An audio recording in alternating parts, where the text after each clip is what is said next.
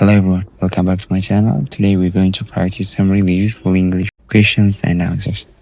This will help you when you don't know a word, when you're not sure about pronunciation, or when you need help with spelling. Welcome jirtu bakka nagaan gara chaanaalii kootti dhuftan. Har'a gaaffii deebii Ingiliffaa dhuguma faayidaa qaban tokko shaakalla. Isaan kun yeroo jecha tokko hin beekne yeroo waa'ee sagalee sun isaa sirrii isinitti hin fakkaane yookiin yeroo barreessuudhaaf gargaarsi barbaachisu sin gargaaru. Part 1 asking about meaning. Ani jecha hiikaan isaa hin beekne tokko yeroo dhageessan hiikaa jechaa baruudhaaf akkana jettanii gaafa. What does then the word mean?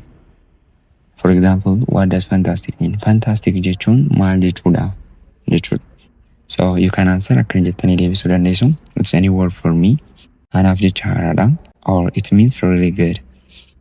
Baay'ee gaariidha jechuudha. Part 2 asking the name of something. If you see an object and don't know the English word, meeshaa tokko argitanii akkasumas immoo Ingiliffaan maal akka jedhamu yoo hin beekne akkana jettanii gaafattu. What is this called in English? Kun Ingiliffaan maal jedhama jechuudha. For example, what is this called in English? It is an umbrella. Jettanii deebisuu dandeessu. Dibaabeedha jechuudha. Part 3 translating from another language.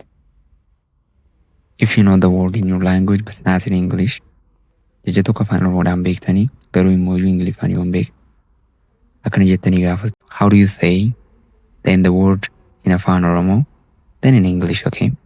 Example, how do you say kitaaba in English? Ingiliffaan kitaaba jechuun maal jechuudha jechuudha. Okay. Ingiliffaan kitaaba akkamitti jetta jechuudha. Answer book. Part 4 understanding signs and phrases. If you see a sign or phrase you don't understand, ani mallattoo yookaan immoo gaalee wayii kan karaa irratti barreeffame yookaan iddoo wayiitti barreeffame yoo kan hin hubanne ta'e jechaadha. Akkana jettanii gaafatu. Could you explain then the phrase? For example, could you explain keep of the grass? Keep of the grass kan jedhu naaf ibsuu dandeessaa jechuudha. Answer. It means don't walk on the grass. Marga irra hin deemin jechuudha. Hiikaan isaa. Part 5 difference between words. To compare two words jechoota lama wal dorgomsiisuudhaaf yookaan immoo wal bira qabdanii ilaaluudhaaf akkana jettanii gaafatu. What is the difference between word 1 and word 2? Garaagarummaan jecha tokkoffaa fi jecha lamaffaa maaliin jechuudha. For example, what is the difference between hungry and thirsty? Garaagarummaan hungry fi thirsty maaliin jechuudhaaf. So answer, hungry means you want food, thirsty means you want a drink. Beela'uu jechuun nyaata barbaadda, thirsty yoo ta'e immoo waan dhugamu barbaadda. Part 6 opposites. To learn antonyms, ask faallaa jecha tokko baruudhaaf akkana jettee kan gaafattu. What is the opposite of word? Okay. For example, what is the opposite of hot? Faallaan ho'aa maaliin jechuudha. Answer, cold. Qorra jechuudha. Part 7 pronunciation. If you're not sure how to say a word, ask. Jecha tokko akkaataatti jedhamu yogguu shakkitan akkana jettanii gaafattu. How do you pronounce then the word? For example, how do you pronounce June? June akkamitti jetta jechuudhaaf. Answer, June like moon.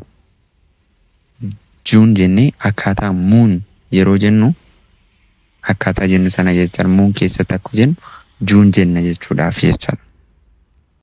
If you want to check, say wanta tokko sirrii ta'uu isaa hubachuudhaaf addaan baafachuudhaaf akkana jettanii gaafatu. Is that correct? Is that correct? Sirriidha jechuudha. Part 8 spelling. Qubeessuu kan barreessu jechuudha.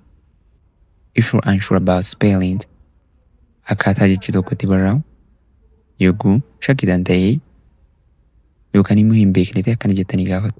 How do you spell then the word? How do you spell erga jettanii booddee jecha barreessuun isin ulfaate sana yookaan immoo shakkitan sana jettu jechaan. For example, how do you spell banana? Banana akkamitti qubeessita jechuudha. Answer, deebinsa B-A-N-A-N-A jettanii deebisuu dandeessu jechuudha.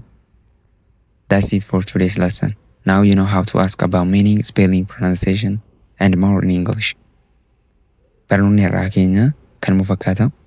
Har'a jechaadha akkamitti hiikaa akkasumas immoo qubeessuu akkasumas jechi tokko akkaataatti jedhamu akkaataatti gaafattan bartaniirtu. Viidiyoo kana yoo jaalattan like akkasumas haaraa yoo taatan subscribe. Kan biraa immoo hiriyoota keessaniif share gochuu keessan akka hin irraanfanne viidiyoo kana waan ilaaltaniif galatooma. Yeroo biraa wal agarraa nagaan.